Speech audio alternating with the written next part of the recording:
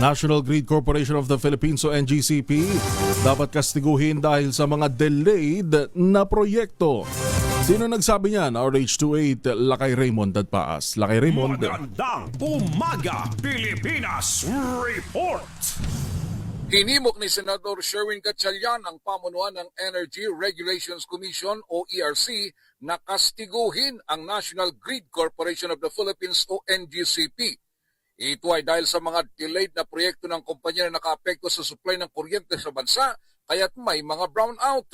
Sa budget deliberation sa budget ng Department of Energy para sa 2026, sinabi ni Gatchalian na hindi dapat binibaby ng gobyerno ang NGCP, sa halip ay dinisiplina ito. Para sa senador, ang dapat na inuuna ng ERC ay ang interes ng mga consumer. Ang nangyayari ngayon ay animoy may gantimpala pa ang NGCP kaya't kahit napakabagal ang kanilang trabaho. Sa ngayon ay patuloy silang nangolekta sa mga consumers kahit mabagal ang kanilang trabaho at tuloy ang mga brownout. Nanawagan si Gatchalian sa ERC na muling pag-aralan ng kasalukuyang polisiya at tiyaking protektado ang interes ng publiko sa halip na pinapaboran ng NGCP na kontrolado ng mga Chinese nationals.